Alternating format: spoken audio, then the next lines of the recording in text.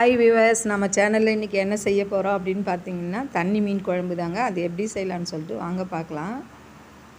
பாருங்கள், மீன் குழம்புக்கு வந்து தேவையான அளவு மிளகாத்தூள் எடுத்துக்கலாங்க. காரத்துக்கு நான் 2 ஸ்பூன் எடுத்துருக்குறேன். தேவையான அளவு உப்பு, மஞ்சத்தூள் சேர்த்துக்கலாங்க. உங்களுக்கு காரம் அதிகமாக தேவைன்னாக்கா அதிகமாக சேர்த்துக்குங்க. புளியை ஊற வச்சு கரைச்சி அது கூட ஊற்றிக்கலாங்க. இப்போ பாருங்கள், உப்பு, மஞ்சத்தூள், மிளகாத்தூள், புளி எல்லாத்தையும் சேர்த்து கூட 2 தக்காளி பழத்தை சேர்த்து நல்லா கரைச்சி விட்டுக்கலாங்க.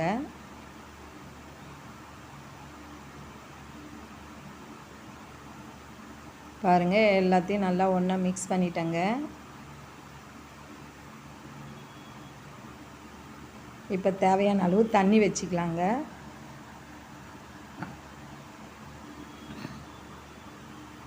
இதுக்கு நான் சின்ன வெங்காயம், பெரிய வெங்காயம் ரெண்டுமே யூஸ் பண்ணுறேங்க. ஒரு கொத்து கறிவேப்பிலைங்க, பச்சை மிளகாய் 4ங்க, பூண்டு வந்து பொடிசாக நறுக்குதுங்க.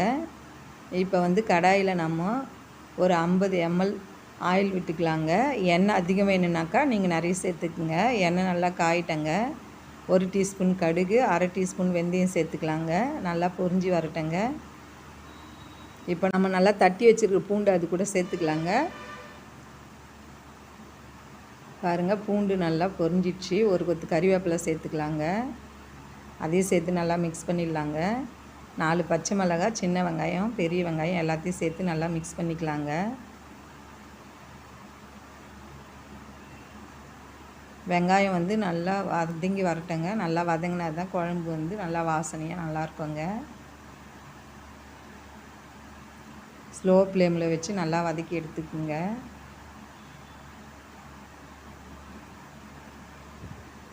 பாருங்கள், நல்லா சுருண்டு வருது பாருங்கள்.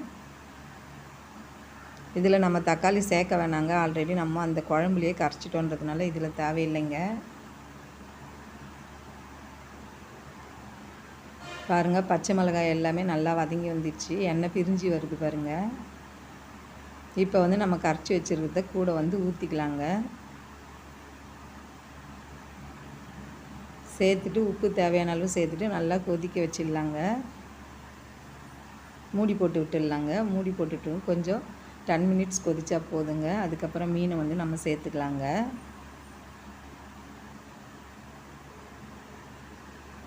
பாருங்கள், நல்லா கொதி வந்துடுது பாருங்கள்.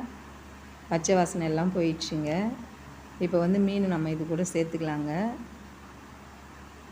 இதுக்கு வந்து நான் கவலை மீன், கிளிச்சல் 2 மீன் எடுத்துருக்கேங்க. 2த்தையும் கூட வந்து சேர்த்துக்கலாங்க.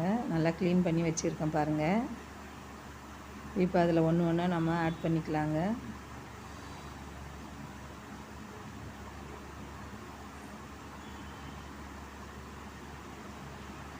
இந்த மாதிரி எல்லா மீனையும் சேர்த்துடலாங்க. சேர்த்துட்டு சிம்மிலேயே வச்சு நம்ம வேக விட்டுக்கலாங்க. ஹை ஃப்ளேம் வச்சா மேலே வெந்துடும், உள்ளே வேகாமல் இருக்குங்க.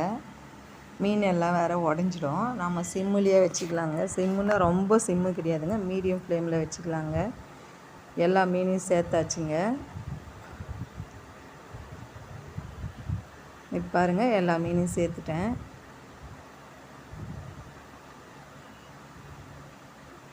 அப்படியே பாருங்கள், நல்லா கொதித்து வந்துச்சு. மீன் குழம்பு ரெடி ஆகிடுச்சு பாருங்கள். நான் கரண்டிலாம் விட்டு கலரெல்லாம் இல்லைங்க. அப்படியே நம்ம லைட்டாக ஷேக் பண்ணி விட்டால் போதுங்க. பாருங்கள், மீன் குழம்பு சூப்பரான சுவையான அருமையான மீன் குழம்பு ரெடி ஆயிடுச்சுங்க. இப்போ பாருங்கள் காட்டுறேன். இது தண்ணி தாங்க. தண்ணி வேணான்னா நீங்கள் கெட்டியாக வச்சுக்கோங்க. வீடியோ உங்களுக்கு பிடிச்சிருந்தால் லைக் பண்ணுங்கள், ஷேர் பண்ணுங்கள், கமெண்ட்ஸ் பண்ணுங்கள். அதுக்கு முன்னாடி மறக்காமல் நம்ம சேனல் சப்ஸ்கிரைப் பண்ணுங்கள். தேங்க்யூ.